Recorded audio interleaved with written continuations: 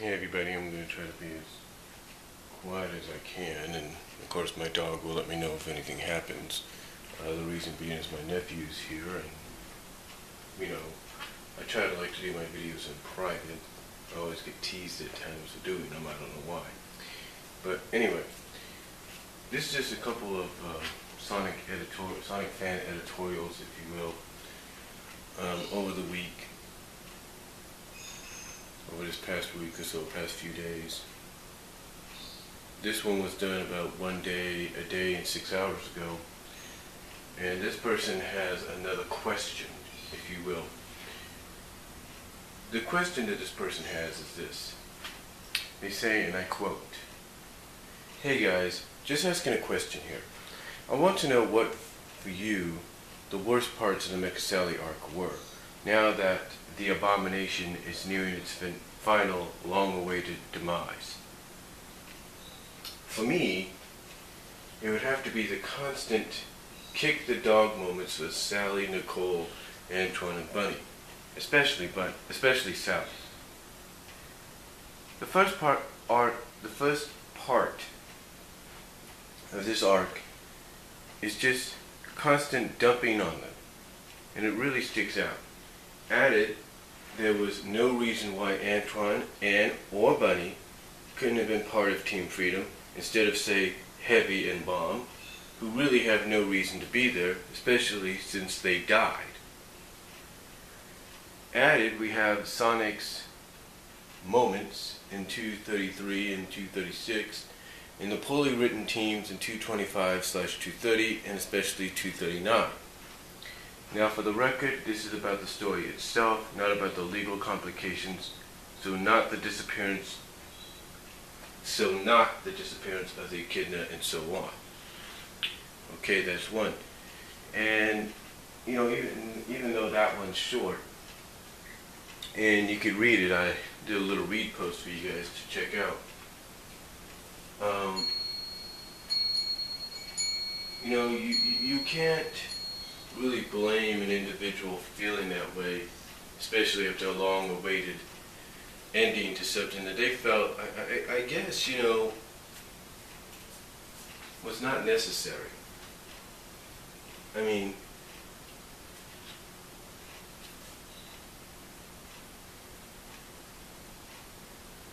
when you think about it,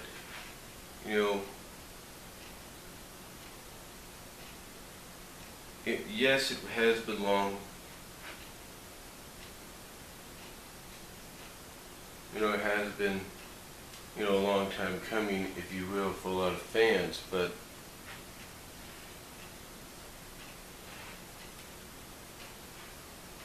but when you think about it, hold on for a second.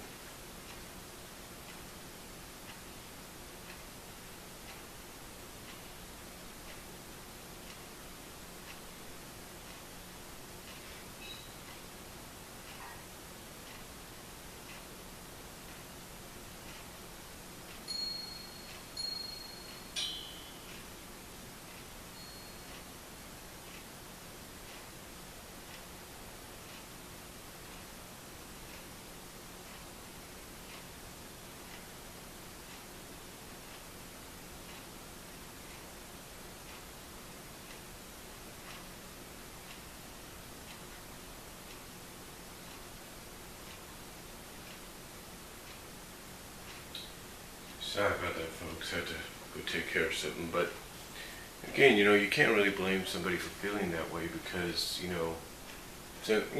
it's a person's right and opinion to feel as if something is different, if something's not right, something just doesn't feel right in the gut. I mean, true, you're going to have, as many people pointed out before, you're going to have the people with their anti-purist acts. And they're going to come out and they're going to say stuff like, "Oh, you're just a purist, or such and such purist because it's not the way you want." And that might be true, but again, you have to understand that even though, just like the Nostalgia Critic kind of demonstrated, if you will, in his Looney Tunes show editorial video, where he's kind of showed kind of gave an example how people react to change, basically whining like little babies. You can't blame some people for kind of groaning about it, kind of complaining about it, not wanting it because they're so used to something the way it is.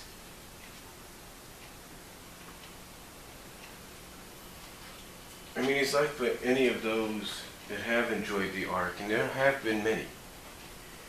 It's like if you ask them, okay, what would you do if, let's say, your favorite character that you've enjoyed watching and seeing as they are was suddenly changed, and you were wondering what was the reason?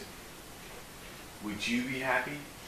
Would you be happy with the reason they would give you if it was, as far as you were concerned, a lame excuse? No, you wouldn't. But, that's how fans are.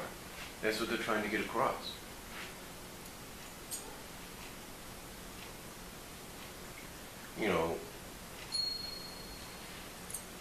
Whether people like it or not, it's the truth. Now, another one that came after this came last night, believe it or not, about 17 hours and 52 minutes ago, mainly about 82 minutes ago, if you will. I mean, not 82, but 18 hours ago. I'm still waking up a little bit, and I'm trying to be as quiet as I can because of my nephew.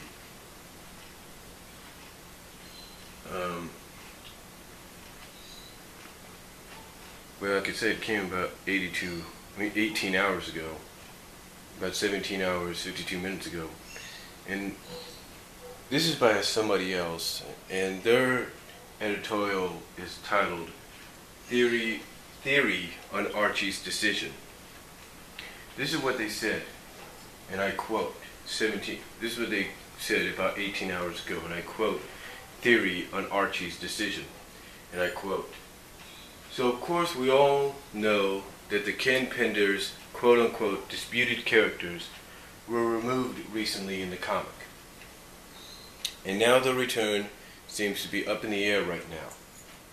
We have been told that it was Archie who pulled them, not Penders. So I was talking to a friend of mine last week about this, and he brought up an interesting theory on why they did it, or why they did that.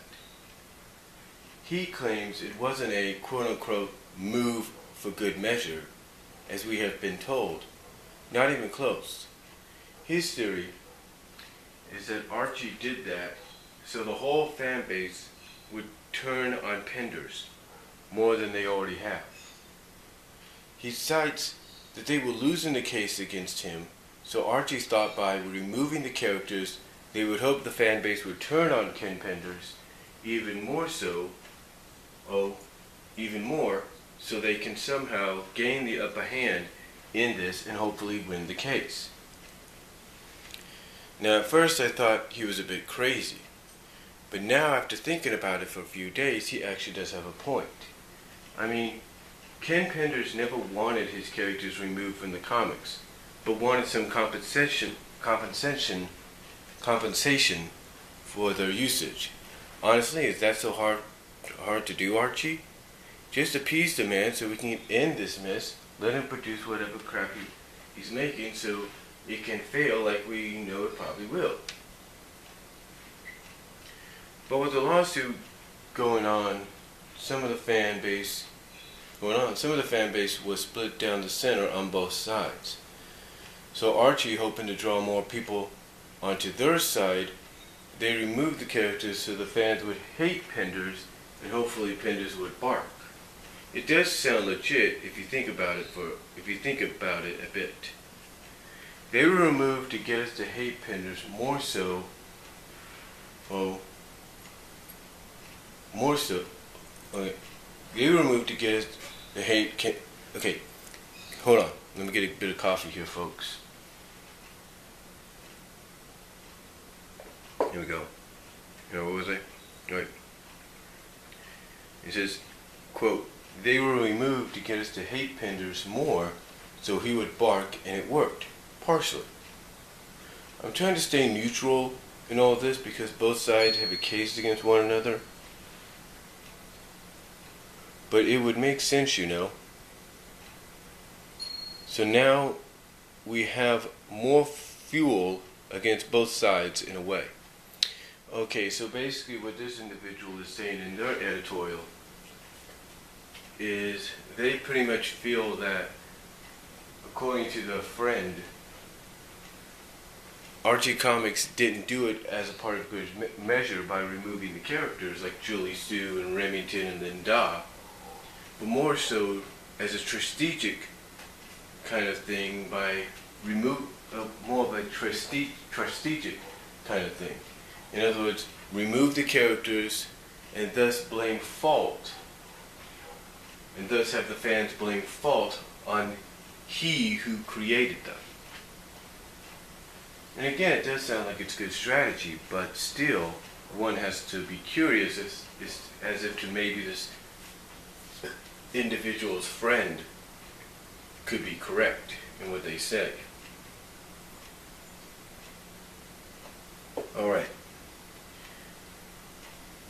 The next one we're going to, I guess you could say, end on a positive note. That's right, the next one we're going to end on a positive note, and I will give credit to this individual. I will provide the link down below for him.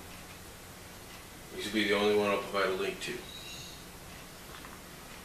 So I give credit to this individual. But the title of their entry, which was posted about 22 hours 57 minutes ago, almost a day ago. Here's what they have to say. They say, "Hey guys, this is," and again I'll give the individual credit in the link, "with a journal entry that is strictly only for Archie Sonic fans, no Archie Sonic haters allowed in this journal." Okay? And this is what he says, and I quote, "Anywho, since the Mecha Sally arc is sadly drawing to a close, that's how much I love it, I'm sad it's over, I thought I'd ask you Archie Sonic fans this. What have been your favorite parts of the saga? What's been your favorite issue, and what do you like most about the especially underrated, and what do you like the most about this especially underrated saga? I personally say," and this is his favorite parts,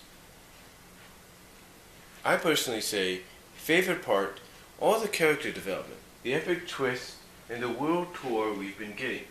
Favorite issues, 231, 234, 241, 243E to 246. What I like the most about it, the sheer epicness of it.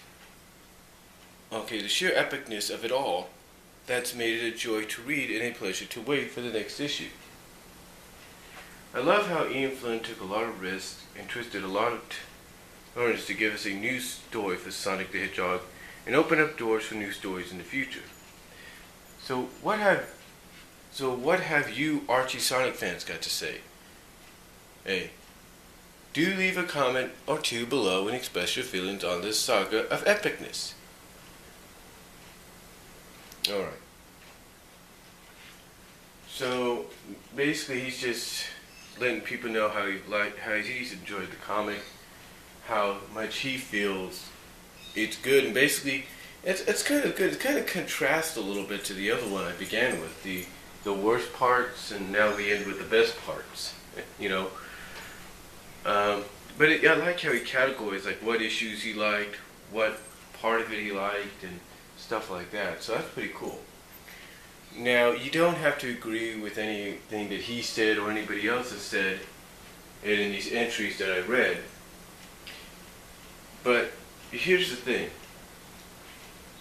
As I've said many times before, and I'll say it again, everybody's got a right to their opinion. Whether we agree with it or not, everybody has a right. You know, we may not, see eye to eye with what they have to say. But you know what? It's their God-given right, and if they feel if that's their opinion, that's how they feel about it, so be it. But that's all I'm going to say, and I'll talk to y'all later.